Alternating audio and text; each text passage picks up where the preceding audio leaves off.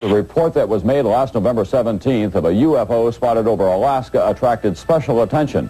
This sighting was made by an airline pilot with 29 years of experience. The crew claims that while it was flying over Alaska last November, it was followed for 400 miles by strange white, yellow, and amber lights.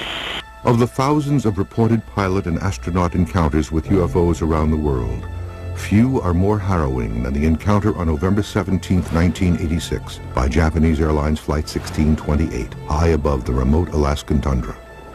Regarding airline cases in America, the JAL is very interesting because you have multiple witnesses. It was a cargo aircraft, and the pilots observed an object that seemed to be tracking along with their aircraft. It involved an investigation by the FAA. This is an official government investigation of the sighting itself. The events of that night were captured on tape. Spinner 1628 Heavy, military radar advises they are picking up an intermittent primary target behind you, in trail, I say again. The Boeing 747 cargo jet is on a routine flight from Paris to Tokyo, cruising at 600 miles per hour at an altitude of 35,000 feet. It heads towards Anchorage, Alaska to refuel.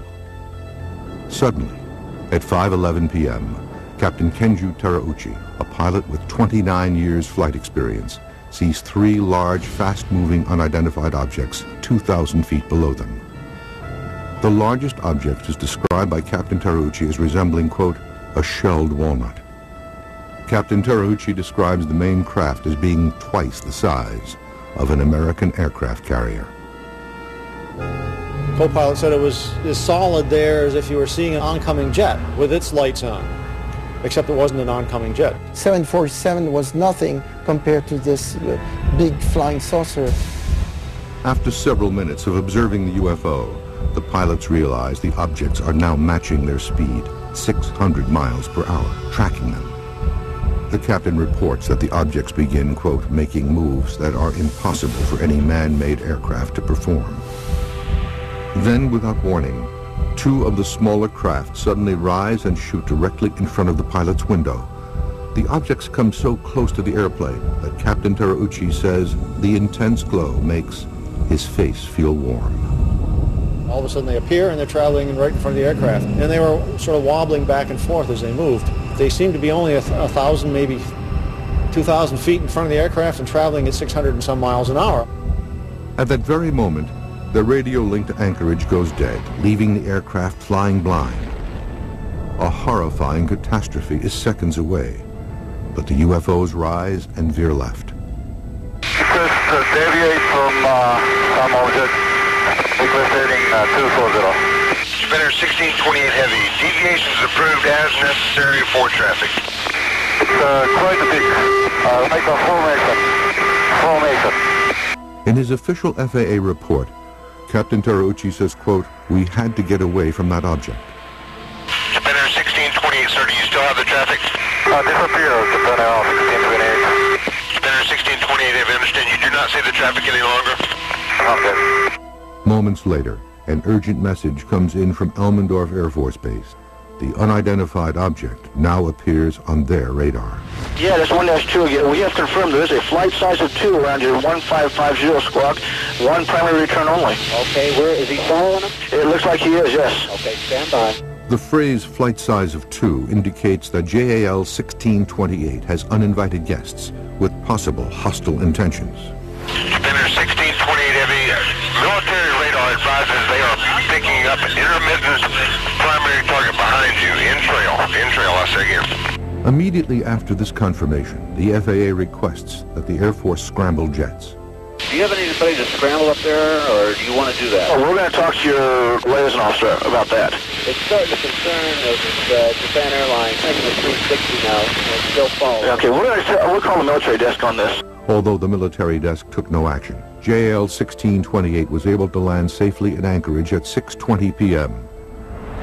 Extensive media coverage from around the world helped make this incident one of the most widely reported UFO cases in history. While the JAL case continues to inspire debate about the nature and intent of the objects that tracked the 747, to this day, the case remains a mystery. The Japan Airlines 747 had a saucer go around it. The papers mysteriously disappeared from the FAA office. January 30, 1987. Only 2 months after the JAL report, a similar UFO event takes place in these same Alaskan skies. But this one involves the U.S. military. A U.S. Air Force KC-135 inbound from Elmendorf Air Base in Anchorage to Eielson Air Force Base southeast of Fairbanks reports a chilling UFO-related incident at 20,000 feet. Daily traffic force around 1 o'clock. Can't really tell the distance. Seems to be about still altitude. Reactor 29 negative. I have no traffic and you're 1 o'clock. The pilot reports that the object is strikingly similar to the UFO reported by the JAL flight, a massive, disc-shaped, noiseless object, larger than an aircraft carrier.